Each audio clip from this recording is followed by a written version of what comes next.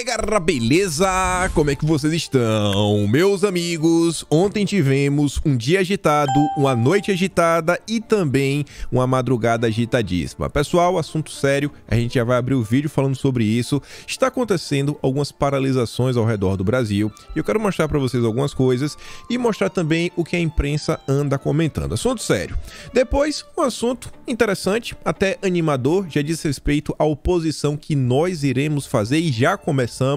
Algumas coisas bem interessantes sobre o que a gente pode esperar do Congresso, de alguns grupos importantes que a gente até comentou ao longo do vídeo de ontem, como por exemplo os evangélicos, e mais algumas coisinhas que eu acho que são bem relevantes. Acredite se quiser, saiu uma matéria no Globo que foi uma das melhores matérias falando sobre os desafios que a turminha da esquerda vai encontrar. Depois eu quero falar com vocês sobre a direita como um todo, porque tem gente aí que vai tentar agora voltar, vai tentar se colocar como uma verdadeira oposição como foi o MBL. E aí nessa brincadeira vale tudo, inclusive até mentir, e mentir descaradamente contra Bolsonaro. E eu quero mostrar pra vocês o que uma turminha da direita, inclusive aí, né, de um grupo bem conhecido, não é do MBL não, grupo aí que muitas vezes você assistem até os programas, que eu tenho certeza, um programa matinal, o que andaram mentindo sobre Bolsonaro. Depois eu quero falar com vocês da esquerda. Tem algumas coisas que são preocupantes, né, que a gente sabe que as pautas deles são conflitantes com as nossas, só que teve um artigo interessante na Veja que fala, que na verdade não é um artigo qualquer, é um artigo escrito pelo Maílson da Nóbrega, economista lá do Sarney, que ele fala assim, que a turma da esquerda tá prometendo algumas coisas que dificilmente vão conseguir entregar. E isso daí pode causar uma certa revolta. E causando revolta num cenário onde mais de 61% da população já não votou neles, então eles podem ter alguns probleminhas. E a gente acha que isso realmente vai acontecer. Inclusive já tem gente meio que se desiludindo. Quero comentar algumas coisas. Depois falar de Agenda Verde, que foi um dos principais temas repercutidos ao longo do dia de ontem. Envolve aí, né, o Barbie, mais algumas coisas. E se der tempo, algumas notícias internacionais e vamos começar. Olha só, não vou trazer aqui nenhum vídeo, nenhuma imagem. Não quero entrar no mérito aí dessas paralisações. Quero comentar algumas coisas que eu acho que são bem pontuais e importantes. Tem diversos grupos em diversas cidades estão fazendo algumas paralisações. Em determinados locais estão paralisando rodovias. Em São Paulo, paralisaram até um aeroporto de Guarulhos em um determinado momento. Teve até voo cancelado, a gente vai falar disso aqui no vídeo. E a imprensa começa a falar muita coisa, né? Tem aqueles desencontros, o pessoal diz, e Bolsonaro isso, e Bolsonaro aquilo outro. Saiu uma matéria na Veja, por exemplo, sobre Bolsonaro, a gente vai comentar, mas acho que aqui é bem importante, porque já diz sobre o governo, sobre a atuação do governo, porque ao longo do dia eu tenho certeza que vão questionar o que o governo fez, o que o governo deixou de fazer para trazer a paz para o país, a democracia, vocês já sabem como é. E aqui quem diz é a própria Globo. Ministro da Justiça diz que determinou todas as ações possíveis para liberar as rodovias. Anderson Torres afirmou que orientou o reforço de efetivo para a Polícia Federal e Polícia Rodoviária Federal. Sobre isso, se vocês forem no Twitter oficial da PRF, por exemplo, eles estão fazendo postagens assim quase que a cada 2, 3 horas, fazendo assim um pequeno update, né, uma atualização sobre o estado das coisas. Eles estão colocando normalmente 4 imagens, onde tem inclusive as arrobas das PRFs estaduais, por exemplo, a PRF na Bahia, Espírito Santo, Rio de Janeiro, São Paulo, e em cada linha, né, assim, nas imagens compila tudo, mas tá assim, sei lá, por exemplo, Amapá, sem ocorrências, mais detalhes na PRF 191, lá do Amapá. No Acre, 2 interdições. Alagoas, 4 interdições. Amazonas, 1 interdição. E aqui foram várias postagens que eles foram fazendo ao longo da noite. Essa daqui foi a primeira, às 8h33, e falavam, total de manifestações desfeitas, 75. E tem muita gente que vai falar que a PRF não está trabalhando, que está de braço cruzado. Essa narrativa está crescendo. Vem desde o dia da eleição, né? A PRF bolsonarista. 11h01 da noite, a PRF volta. Total de manifestações desfeitas, 84. 1h da manhã, total de manifestações desfeitas, 132. Somando aqui, estamos falando de 300. Então não dá para falar que a PRF não está trabalhando. E essa postagem aqui foi às 4h30 da manhã, mais 174. Foram mais de quase 500 manifestações desfeitas ao longo aí de, sei lá, um intervalo de 7 ou 8 horas. E vai ter muita gente falando que não, que o governo está fazendo isso, que está fazendo aquilo outro. Então, dê uma acompanhada, vale a pena seguir o perfil da PRF, dá uma olhada também na PF, quem sabe como é a imprensa. E aí vejam só, Já estão querendo acusar Bolsonaro de um monte de coisa. A Veja, ontem, o Robson Bonin. Interessante que o Robson Bonin soltou duas notas. Primeiro essa daqui. Cidades em Santa Catarina já sofrem com bloqueios de estradas. Os bloqueios provocaram a corrida aos postos de gasolina em Florianópolis, Joinville, as principais capitais do estado. Diz, os bloqueios provocaram corrida aos postos de gasolina, viagens de ônibus marcadas para esta segunda foram canceladas, rodoviárias estão fechadas por causa do movimento. Em Joinville, a maior cidade do estado, o atendimento na área de saúde até setores da educação foram afetados pelos protestos. Aí vem o Globo para comentar, né? Bolsonaristas bloqueiam rodovia Hélio Smith em São Paulo e provocam cancelamento de voos lá em Guarulhos. Culpa é dos bolsonaristas. Sobre isso, o Renato Souza, jornalista da Record, diz, voo United 845, que decolou de Chicago e pousaria em Guarulhos às 7h15 da manhã desta terça-feira, recebeu ordens para voltar ao solo norte-americano por conta da obstrução de manifestantes no aeroporto de Guarulhos. O voo foi cancelado quando já estava no ar. Isso aqui foi às 1h da manhã. A Vera Magalhães já está falando o seguinte, está evidente que o golpe para tentar melar a eleição veio na boleia de caminhões. O silêncio fabricado do presidente é para que não seja ele a vocalizar o golpe. É urgente que todos os que se dizem democratas e o apoiaram digam se concordam com essa baderna. Na verdade, o Bonin soltou 3 notas. Olha essa nota, Robson Bonin. Bolsonaro usa caminhoneiros para criar narrativa sobre derrota. O mesmo Robson Bonin que solta essa nota é o que solta essa nota aqui também. A decisão de Bolsonaro sobre o bloqueio dos caminhoneiros. O Robson Bonin falou mais cedo que Bolsonaro recebeu algumas pessoas, ministros, a matéria maior do que isso. E aí uma das pessoas que Bolsonaro recebeu ao longo do dia foi o Bruno Bianco. Aí fala, né, que Bruno Bianco, que é o AGU, recebeu demandas da PRF para pôr meio nas unidades da Procuradoria da União dos Estados, que vai atuar nos estados para obter saídas jurídicas ao trabalho de liberação das estradas. Bolsonaro, segundo o ministro revelou preocupação com os caminhoneiros, mas recomendou que o trabalho de liberação das rodovias vá em frente. Então não adianta vir querer culpar Bolsonaro, mas eles vão tentar culpar Bolsonaro. Eles vão tentar culpar. Mônica Bergamo já está aqui, ó. O golpe na Bolívia começou com protestos, adesão da polícia, omissão do exército, muita violência, imagem do país no chão, mas foi revertido e golpistas, como a presidente da época, foram parar na cadeia, em caixa alto, cadeia. Que é destino certo para delinquentes que ameaçam a democracia. Depois ela volta e posta, ó, esta é a presidente da Bolívia, condenada a 10 anos de prisão por conspiração, sedição e tocar o terror. Na Bolívia a coisa é um pouco mais complicada.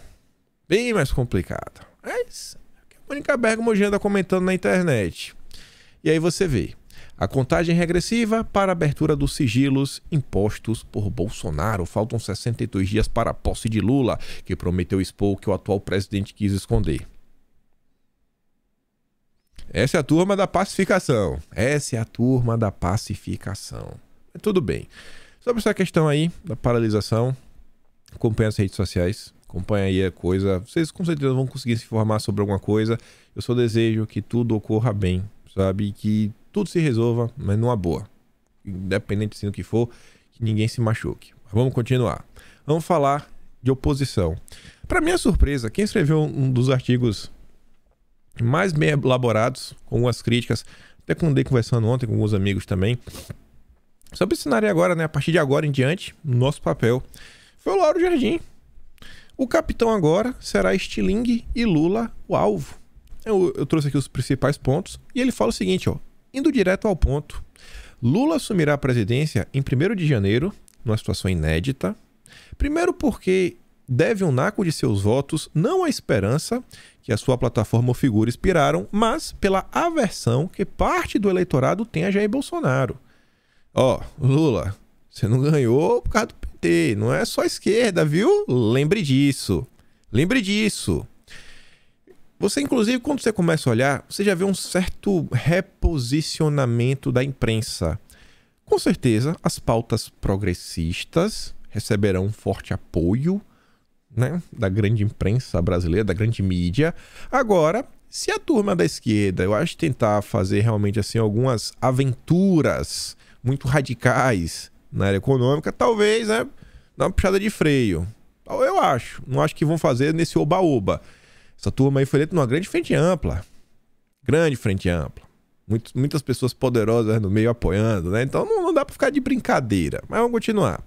Lula vai governar um Brasil mais à direita do que pegou em 2003. Um país rachado, com redes sociais, com pessoas mais ativas e engajadas, com a população... Gente, vocês percebem que vocês, assim, quem tá escrito aqui um pouco mais tempo, vocês devem... Quem também tiver memória melhor, né? Se lembra de todo o acompanhamento que a gente fez, por exemplo, da corrida, né, pela presença da Câmara e do Senado? Até que ponto a gente estava discutindo, sabe? Até a regra para na hora de não só determinar as comissões, mas também as cadeiras na mesa diretora, o que cada posição na mesa diretora fazia. Isso daqui não existia em 2003. Isso não existia em 2003. Mas o contexto é novo para ele, sobretudo porque terá de enfrentar uma oposição de verdade. Uma oposição de verdade. Ele fala uma ladainha, né? Que não tem escrúpulos, mas diz que é uma oposição aguerrida, organizada. Uma oposição que o PSDB jamais conseguiu ser de 2003 a 2010. Porque o PSDB nunca foi oposição. Nunca foi oposição. Tanto que o Alckmin é vice. O capitão passa agora à posição de estilingue, podendo apontar os erros do adversário. Chegar igual o Nando Moura, falar qualquer loucura, uma frase solta fora de contexto, onde às vezes precisa de uma explicação maior. E as pessoas não querem ouvir. Aí quando você tenta explicar e falar, você aquilo, outro, é muito fácil criticar. É muito fácil compor, construir, aí que é difícil. O governo Lula 3 assumirá depois de uma... Aí ele diz, né? Já estão colocando a culpa em Bolsonaro. Uma confusão fiscal que foi executada neste ano na desesperada tentativa de Bolsonaro de reeleger-se. A mesma turma que acusa o Brasil ter 33 milhões de pessoas passando fome, reclama porque o governo tenta atender essas pessoas com auxílio. Essa é a turma da imprensa, do consórcio. Mas continuando. O novo governo terá que aplicar uma política fiscal rigorosa para ter chance de, por exemplo, reduzir as taxas de juros e de inflação. A gente vai falar de inflação hoje. Eu acho que a turma da esquerda vai ter problemas. Ninguém sabe ainda o que Lula fará. Ele nunca deu mais do que pistas genéricas na campanha sobre os caminhos que tomará. É consenso, entretanto, que a solução terá que ser dura. E a frustração de parte dos seus eleitores será inevitável. A frustração será inevitável. A turma de esquerda vai bater palma, independente. Vai falar que é golpe. Mas, como o próprio Lauro Jardim falou, muita gente que votou não é petista. É apenas por birra sem razão contra Bolsonaro. E ainda ele já começa com 61,43% das pessoas não votando nele. Aí vai, né? Há um largo e confortável espaço para Bolsonaro fazer oposição. Pouco antes do primeiro turno, Lula disse que a frente ampla que ele estava organizando tinha como desafio não apenas vencer Bolsonaro, mas derrotar o bolsonarismo. Este é o ponto. Bolsonaro foi batido neste domingo, mas nada no horizonte indica que o que ele representa tenha sido derrotado. A Helene Catrante soltou um vídeo, né, lá no Estadão, que é exatamente isso daí. Esse é o tema central. O bolsonarismo, ele não foi derrotado. E não vai ser. E não vai ser. Sobre o bolsonarismo, a Madeleine Lacks até falou o seguinte, ó: discurso de Lula sobre pacificar o Brasil foi bonito, mas não verídico. E a gente sabe que isso aqui realmente não vai ser, né, as mil maravilhas. A galerinha é meio malvada. Mas vamos continuar. O plano de Lula para enfrentar a oposição organizada no Congresso. Lula, segundo seus aliados, sabe que, para seguir viva, a oposição bolsonarista que nasce precisará investir na divisão da sociedade. A gente que precisa dividir? Não, a gente só vai mostrar para as pessoas o que é a esquerda. Simples assim. Não precisa dividir, porque normalmente quando a pessoa sabe o que está do lado de lá, fala, bicho, me perdoa, não dá para apoiar isso daqui. Não dá para apoiar isso daqui. A turma da esquerda tira vantagem da inocência das pessoas. Infelizmente, nem todo mundo tem tempo para acompanhar e tem interesse. Lula sabe onde está pisando. A conjuntura é muito difícil. Em 2003, a gente vinha de uma sequência de vitórias. Era um time embalado. Hoje, Lula sabe que o isolamento conduziria a um fracasso. Vai se apoiar fortemente nessa frente ampla e na comunidade internacional. A comunidade internacional não vota no Brasil, pelo menos não que eu saiba, no parlamento, né, no Congresso. Pode fazer a pressão, mas olha com quem que eles estão contando para conseguir pegar embalo. Mas vamos voltar para nossa oposição. Presidente dos Republicanos vê partido fora da base de Lula no Congresso. Eu esqueci de colocar aqui no vídeo, porque, na verdade, nunca esqueci, eu não consegui mais encontrar. Eu recebi ontem uma imagem interessante. Eu acho que quem montou foi a CNN. E eles colocavam assim a quantidade de pessoas que cada partido governa. Isso não é em relação a nem governo nem nada. Prefeituras. Prefeituras. Quando você olha a quantidade de pessoas, por exemplo, que o Republicanos está governando no país hoje, cara, é algo assim gigantesco. Se a pessoa também nível de governo estadual, quantas pessoas tem só o estado de São Paulo? Só o estado de São Paulo. Então, assim, não é qualquer partido. Então, já é um ponto bom. Por exemplo, o Tarcísio, lá no Republicanos, que eu acho que não vai embarcar em aventuras malucas. Deve tentar, deve conversar, né, para não criar nenhuma cisão. O estado de São Paulo tem que continuar entregando, trabalhando bem, sendo o motor da economia do Brasil. Agora, aventura maluca não dá para embarcar. E aí o Marcos Pereira fala o seguinte, ó, ele fez uma avaliação pessoal do que ele acredita ser o caminho mais adequado no próximo ano. Ele é o líder dos Republicanos. O partido deve se resumir para debater o tema no fim de novembro.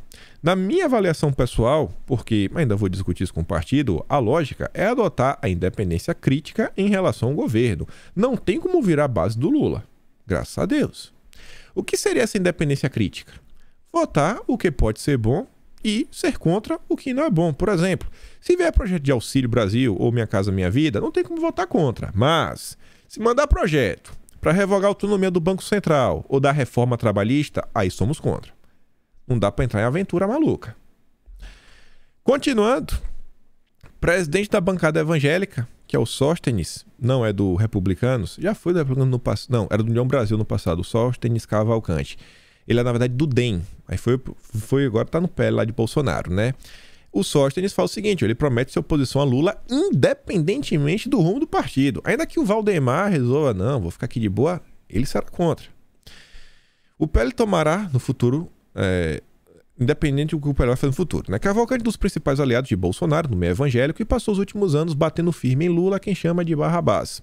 A bancada evangélica tem pouco mais de 100 parlamentares, a maioria mais identificada com Bolsonaro do que Lula. Ele diz que, beleza, pode ter um ou outro aí, liderança, que queira dialogar, só que, ó, ele, enquanto presidente do bloco, não pode impedir esses movimentos, mas afirmou que qualquer reunião em nome do grupo com Lula precisará ser deliberada e decidida pela maioria. Sem aventuras. Isso é bom. A gente comentou no vídeo ontem como os evangélicos, seguindo as projeções aí do IBGE, talvez em 2032 sejam a maioria do país. Crescer e multiplicai-vos, né? Já dizia a Bíblia, mas vamos continuar. Se Lula vier com pautas sobre meu corpo, minhas regras e substâncias, né, que deixa você biruta, vai levar pau, diz deputado evangélico. E aqui não é do PL, não é dos Republicanos, do PSD até do Kassab, Cezinha Madureira. Ex-presidente da bancada evangélica, Cezinha Madureira, afirma que o presidente eleito, Luiz Inácio Lula da Silva, não terá sucesso se tentar aprovar pautas comportamentais mais progressistas em seu mandato, já que o Congresso terá uma composição majoritariamente conservadora. Cezinha dá exemplos do que considera pautas astronômicas. E ele diz, né, legalizar isso? Não. Outra? Não vai. Mas agora é o momento de unirmos as forças e o país. É momento de fazer força para unir o país. Roga a Deus para que o presidente Lula tenha capacidade de conversar conosco para trazer paz para o país, diz aí o parlamentar. Silas Malafaia também já falou, ó, eu quero distância dessa gente. Falou que vai orar para abençoar, que tem que orar para as coisas dar certo, mas misturar não vai. Não vai. A gente vai fazer uma oposição. Se tiver realmente uma coisa interessante para ajudar o Brasil, beleza, avança. Agora, sem aventuras. Manteremos nossos objetivos. A coisa vai andar. Regina Duarte rompe silêncio após a vitória de Lula e diz que trabalho pró-Brasil continua. Tá lá, né? Quebrou sem e falou, trabalho continua. Trabalho é árduo. Comentamos no vídeo de ontem. Hoje vai ter a live lá no Quinto Elemento. Devemos comentar algumas coisinhas, né? Sobre o cenário, pós-eleição, naquela nossa live semanal. Já batemos um papo também ontem, eu com os meninos lá. a gente vai tirar do papel. Vamos trabalhar para os nossos próximos anos, para ver se em 2023 a gente já começa algo realmente estruturado, que, com fé em Deus, possa se tornar, né, num futuro aí próximo, tudo organizadinho, com CNPJ, tudo mais, um observatório do Legislativo brasileiro, onde não apenas iremos acompanhar, mas iremos tentar analisar as leis que são prejudiciais, ver se a lei é prejudicial por um todo, qual é o capítulo que tem um problema, tem que tirar, tem que modificar um capítulo, outro, uma lei, um parágrafo, como é que tem que fazer, propor também, tentar criar pontes, caminhos com o Legislativo, com nossas bases. A gente vai trabalhar. Vamos trabalhar, trabalho árduo, e já começou. A gente não vai desistir do Brasil, mas de jeito nenhum. Como será? Isso aqui é a última, para a gente falar do próximo tema. E isso daqui tem uma coisa interessante.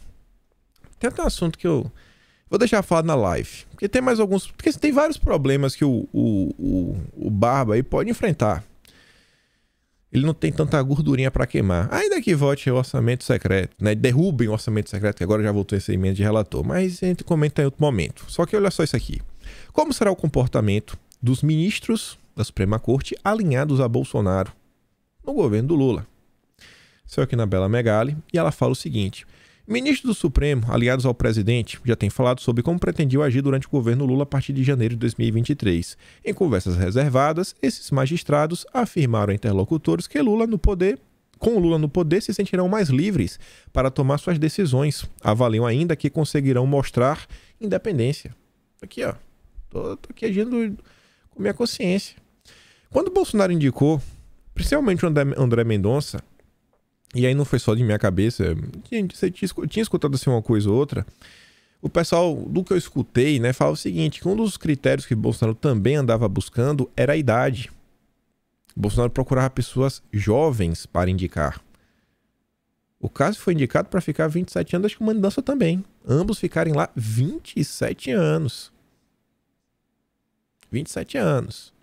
Em 2026, Bolsonaro tem 71 anos. Lula concorreu agora com 76. Bolsonaro vai estar aí, firme e forte. Tarcísio está aí, na frente do governo do estado de São Paulo. Zema está lá na frente do governo de Minas Gerais. São dois nomes aí que possivelmente também podem se cacifar. Já pensou? Já pensou em chegar numa... Já pensou num cenário... Esse cenário eu acho ele realmente assim, muito hipotético.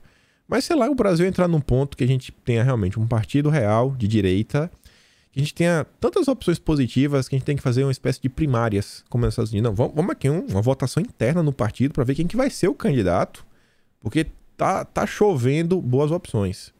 Obviamente que igual o Bolsonaro nunca mais vai ter outro, né? Não tem, não adianta. Mas a coisa não tá assim não.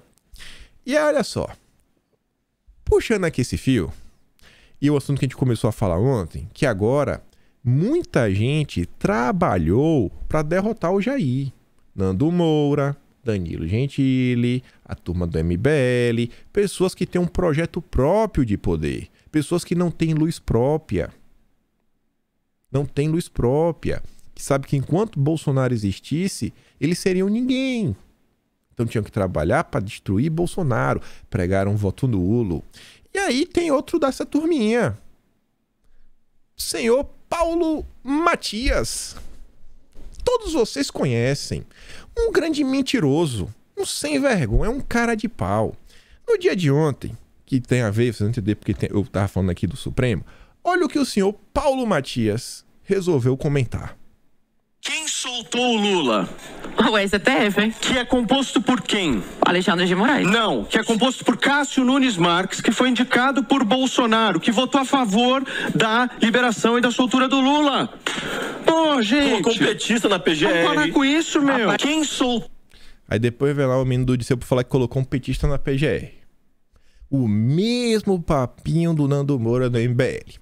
Aqui o senhor Paulo Matias veio até fazer um trocadilho, botar lá com a letra B e um O, um bó, no segundo nome dele. Senhor Paulo Matias, um desinformador, um propagador de fake news, um incompetente.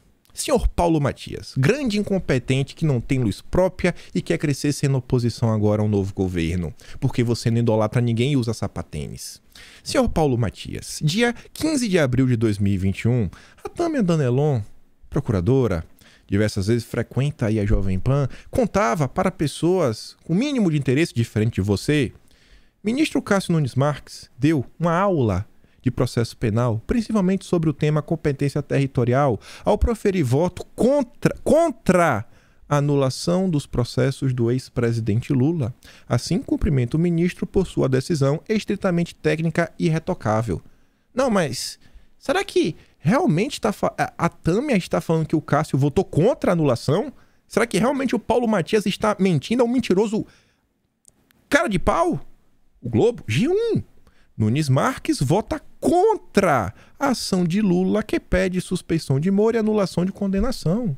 Ministro do Supremo considerou que fatos colocados pela defesa do ex-presidente em relação ao juiz que o condenou foram enfrentados pela justiça e que não cabe reanalisar. Pô, mas será que realmente é o processo que é tornar o Lula elegível?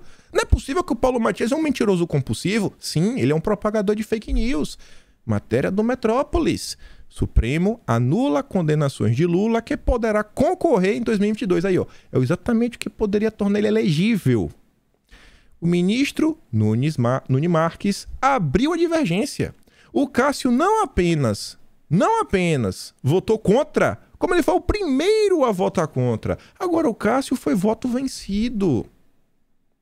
Quem votou junto ao Cássio naquela época foi o ex-ministro Marco Aurélio Mello e também o ministro Luiz Fux. Foi um 8-3. Foi um 8-3. E tá aí falando que votou a favor o ministro de Bolsonaro. E aí, olha só. Vamos voltar no tempo.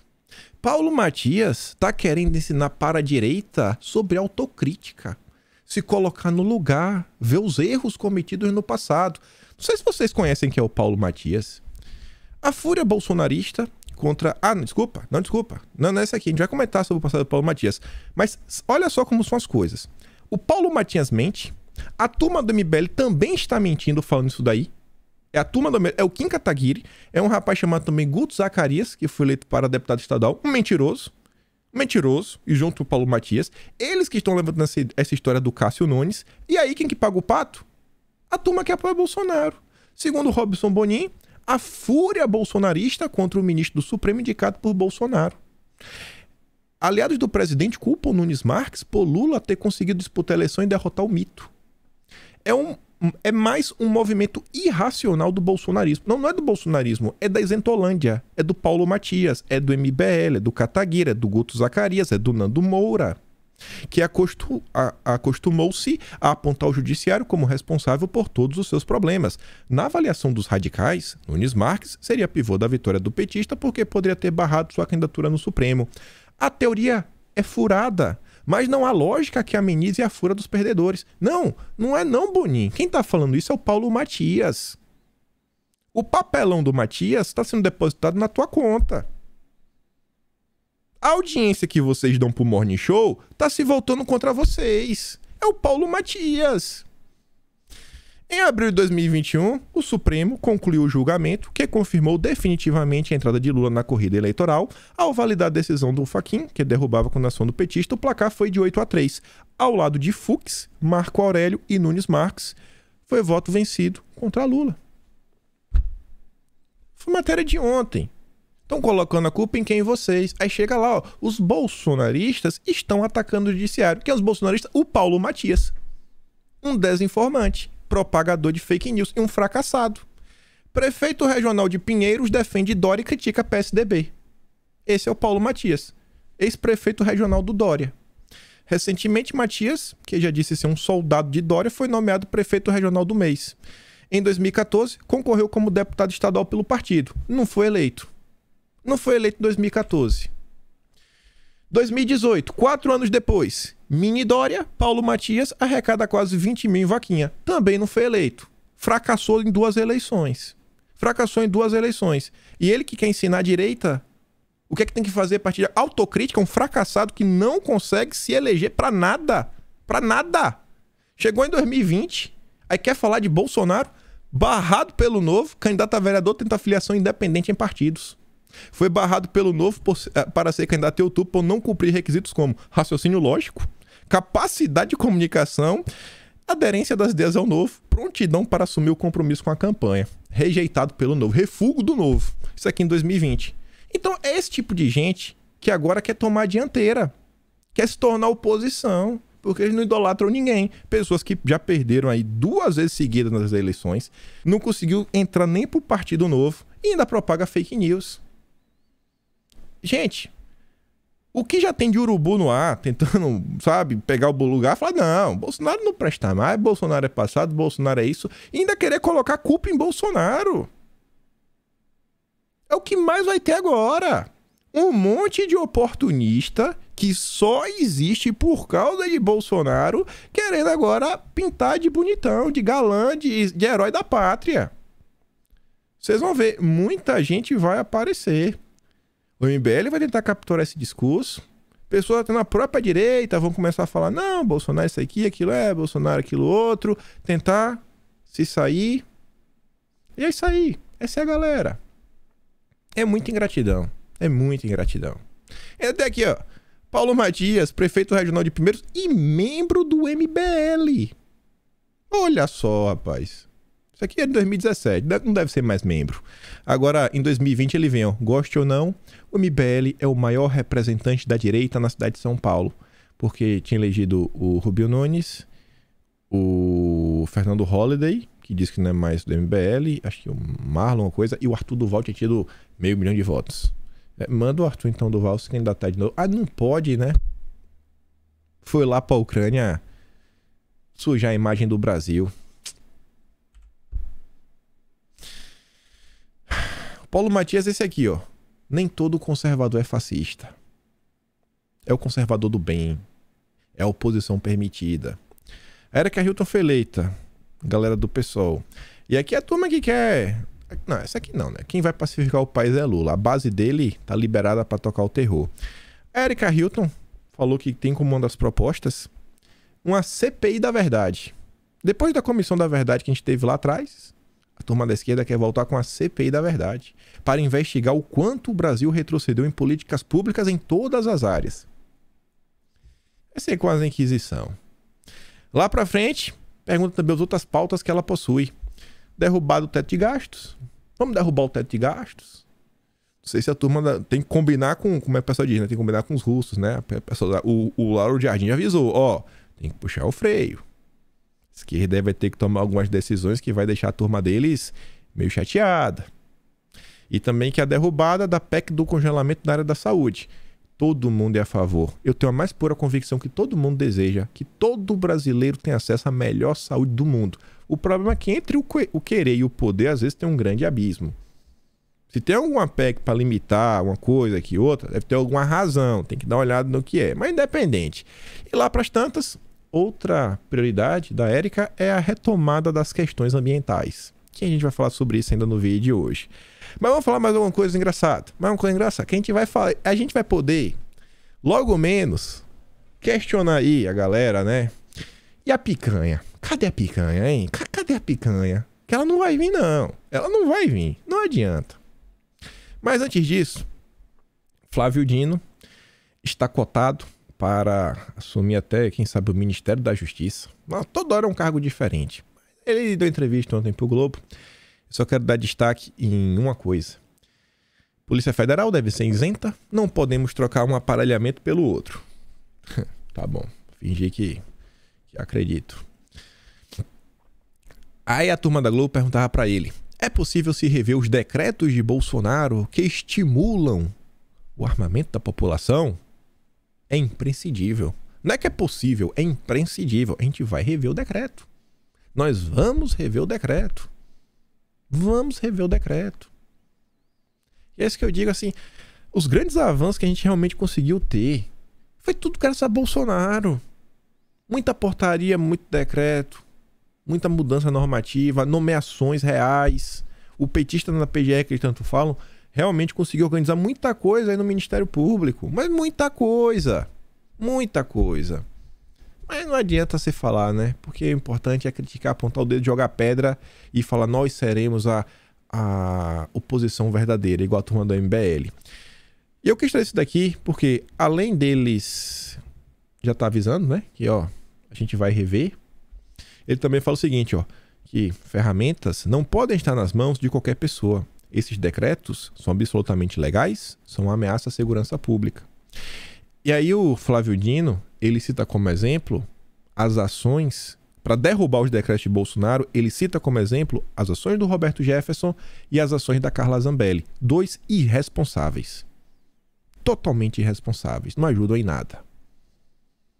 Em nada não. Tô sendo injusto. É porque eu tô com raiva. Mas vocês estão entendendo? Nada não. Não vou ficar assim. Me perdoa. Mas que atrapalha demais. Atrapalha demais. Agora, a partir de agora, ainda mais como oposição, tem que agir com a razão. Tem que agir de forma, né, assim, com raciocínio. Não pode... Principalmente igual o Roberto Jefferson não dá. Sempre foi um tipo de atuação que eu falei, pessoal, isso daqui só dá errado. Tá dando errado desde 2020. As pessoas não estão percebendo. E cada vez que é uma nova maluquice que ele fazia, era mais uma razão que dava para uma retaliação.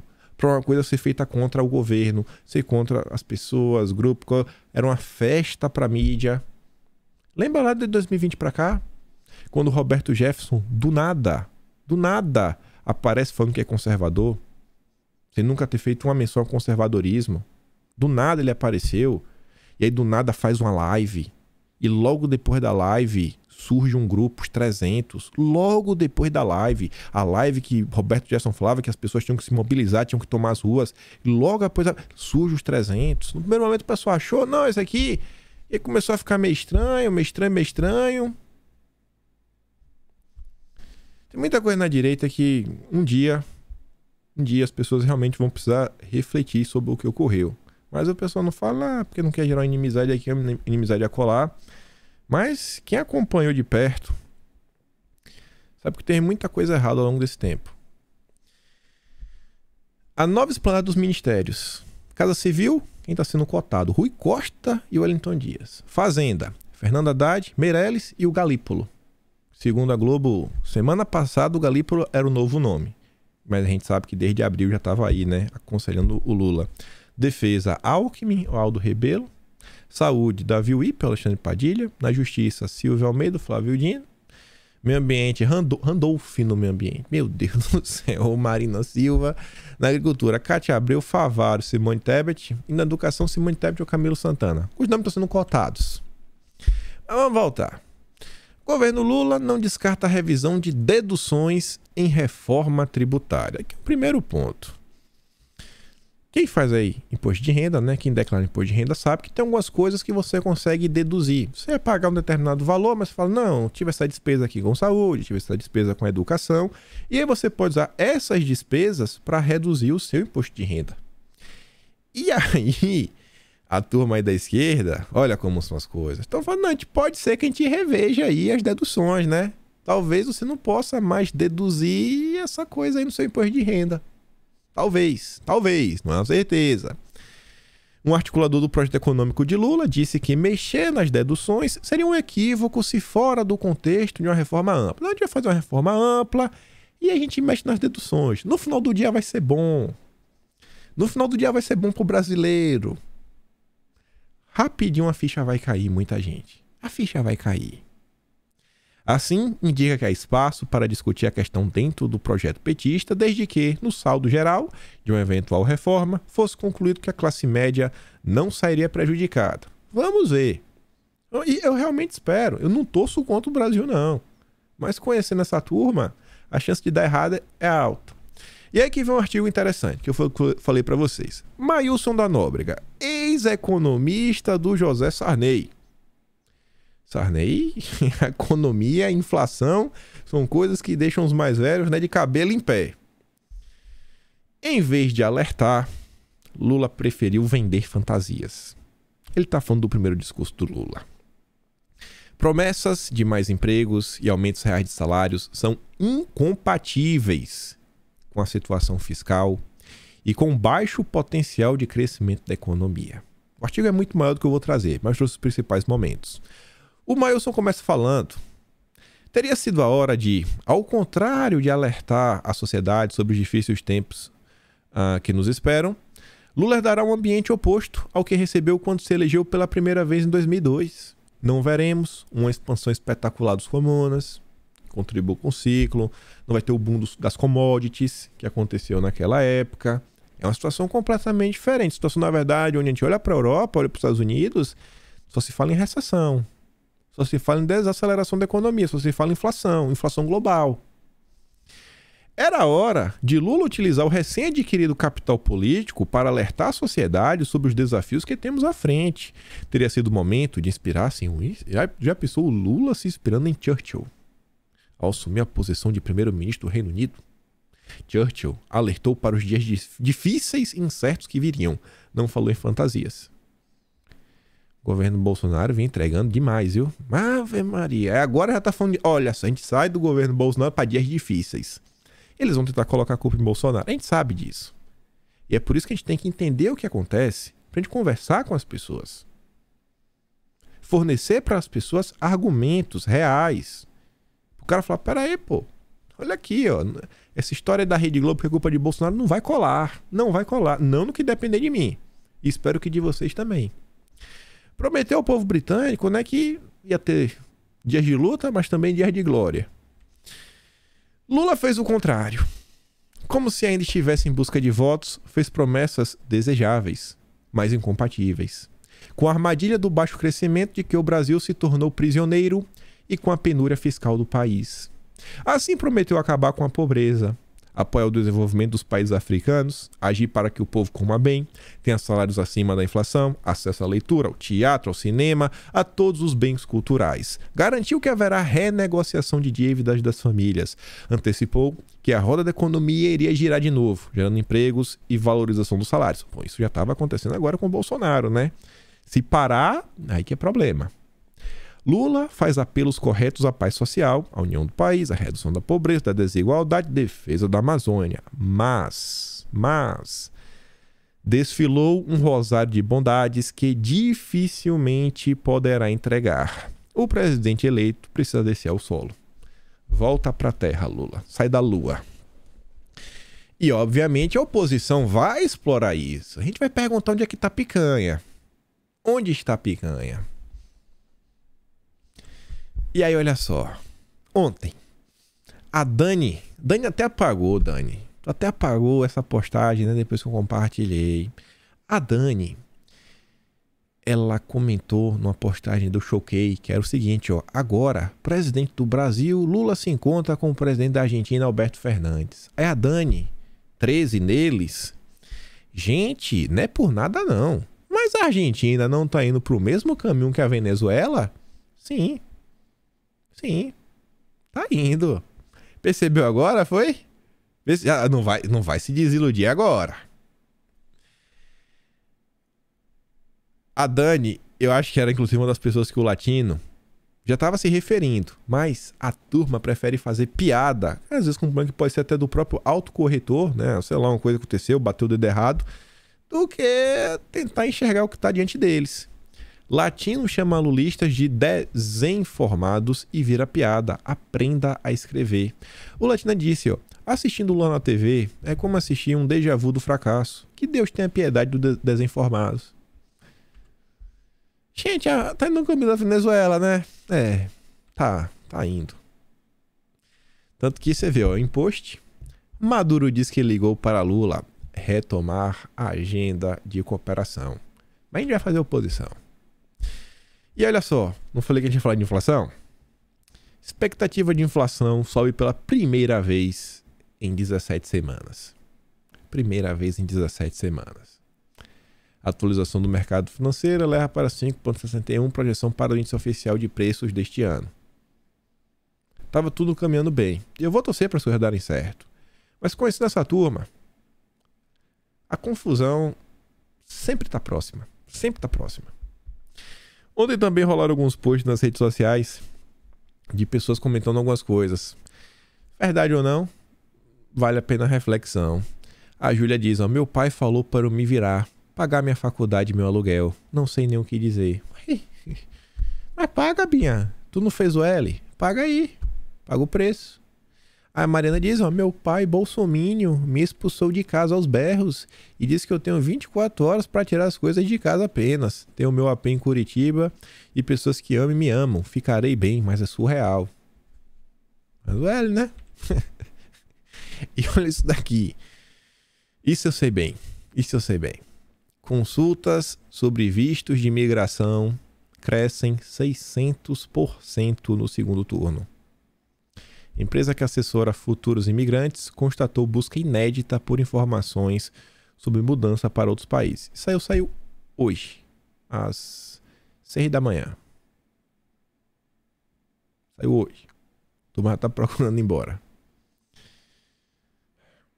Eu nunca tive um plano de sair do Brasil para sempre. Já falei isso para vocês. Eu decidi de sair do Brasil para sempre porque eu perdi a fé do Brasil porque a Dilma venceu em 2014. Sei lá, eu acho legal você ter experiência fora, etc. Mas não tem nada igual ao seu país. Tem uma frase que toda hora eu escuto alguém falando, mas eu nunca lembro de quem é. Não sei se é do Tom Jobim, que diz o seguinte: que o Brasil é uma porcaria, mas é bom. Sabe? Assim, ele fala o seguinte: morar fora é bom, mas é uma porcaria. O Brasil é uma porcaria, mas é bom. Obviamente, a qualidade de vida em vários aspectos é muito bom, etc. Você fala, mas por que você não volta? Primeiro, né? Voltar agora... eu já tô lá na lista. Voltar fica meio complicado.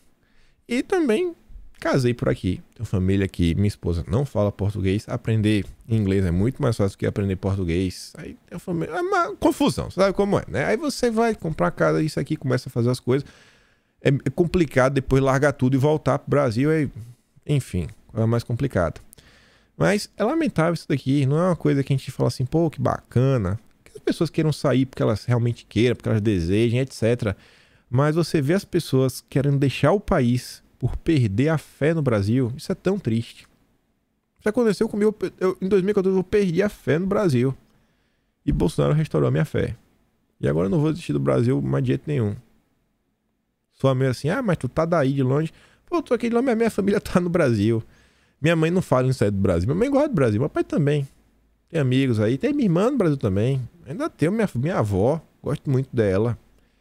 Falou que queria tanto no Brasil. Gente, tem uma coisa que eu sinto falta de verdade. Acarajé. Vocês vão achar que é brincadeira. Eu adorava comer acarajé.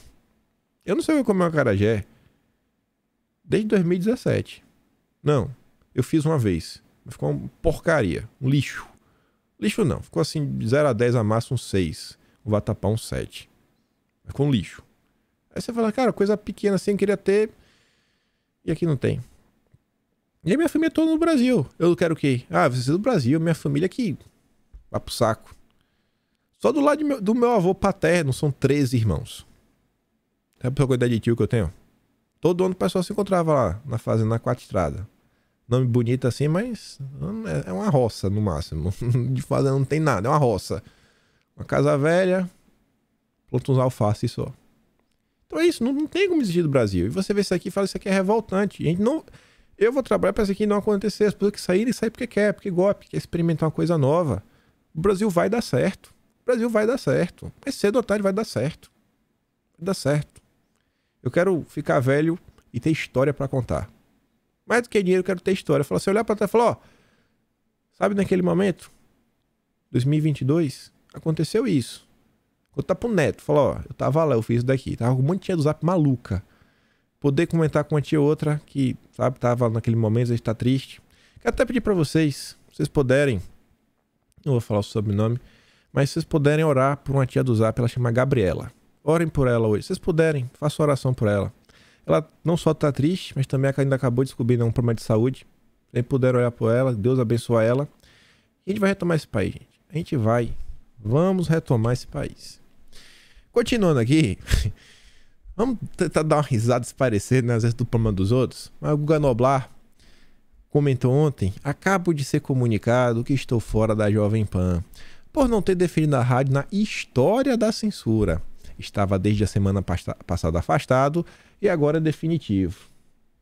Falou, Guguinha. Forte abraço. Por outro lado, Augusto Nunes, Fiuza e também o Caio Coppola não fazem mais parte do quadro da Jovem Pan. As razões eu não sei mesmo. Se soubesse eu comentar alguma coisinha. O que eu acho interessante também sobre a mídia, Folha de São Paulo soltou outra nota que é o seguinte, ó. Folha retoma o slogan, um jornal ao serviço do Brasil, né? O Lula venceu, agora é serviço do Brasil. Que havia sido substituído em 28 de junho de 2020 por um jornal a serviço da democracia. Você vê, né? Porque Bolsonaro não joga contra. Agora que o Lula venceu, é a serviço do Brasil. Só faltou colocar o serviço do Lula. E só pra mostrar como é a imprensa. Ontem, páginas de fofoca começaram a falar que Bolsonaro e Michele tinham rompido. Porque eles deixaram de se seguir. Sendo que Bolsonaro nem usa suas redes sociais. Ele usa lá o Facebook, às vezes. Ele já tinha dito em alguns momentos. A Michele Bolsonaro teve que vir a público explicar que não tem nada a ver. Não tem nada a ver.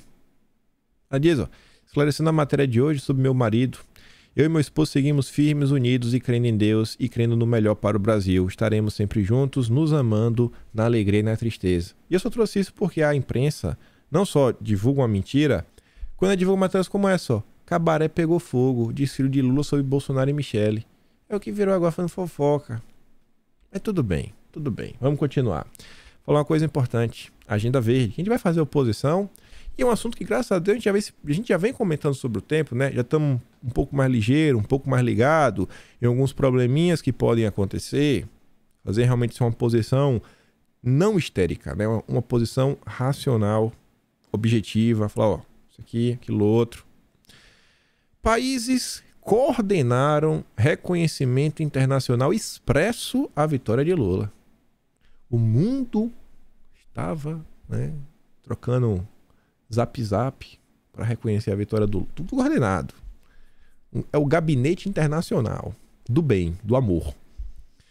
E essa matéria fala o seguinte: o desmatamento na Amazônia e o aquecimento global são temas que vão ganhar prioridade na política externa brasileira, na avaliação desses diplomatas.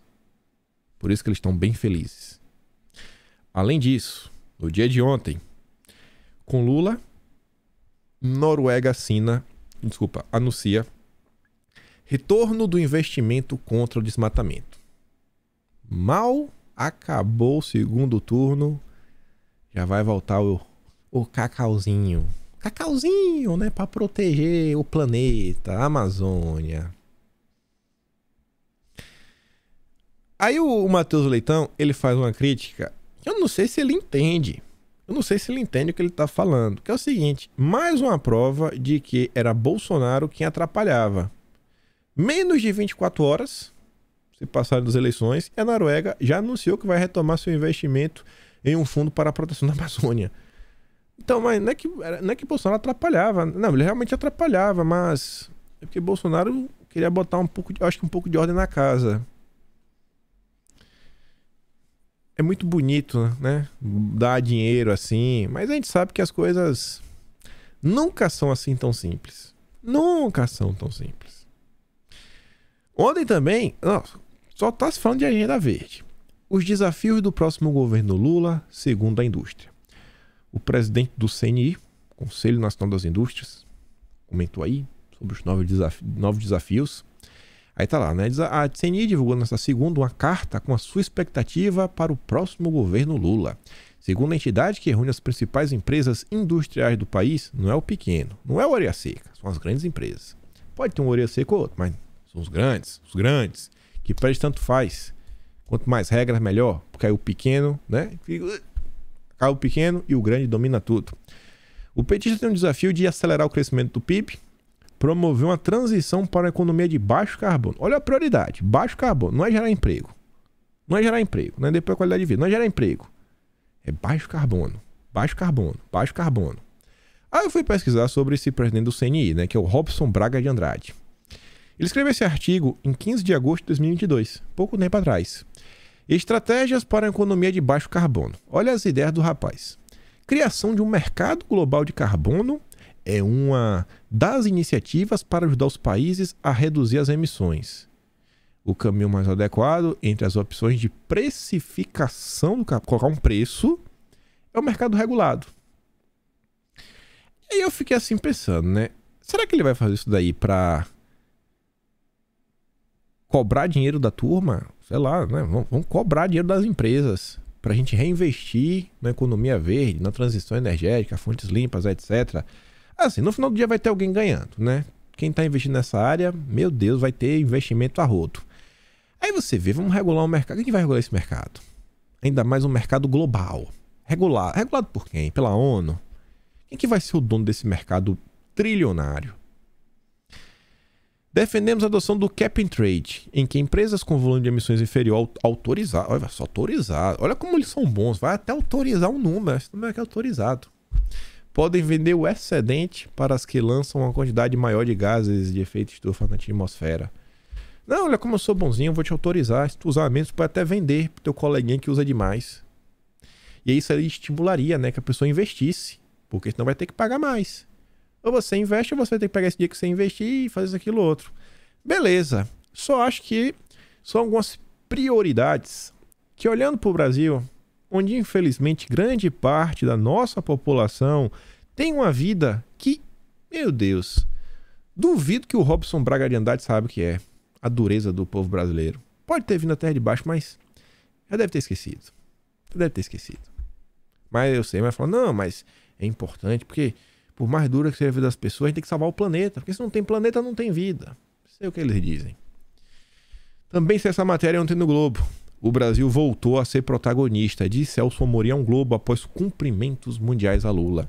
Em telefonemas internacionais que começaram na noite de domingo e devem continuar ao longo da semana, já está conversando com a galera. O quê? Aí pergunta, e o COP27? Vai, não vai? Lula vai, e aí? E aí? O presidente disse que existe um convite dos governadores brasileiros, isso foi mencionado nas conversas, mas como uma possibilidade. Não tenho certeza se isso vai se realizar ou não.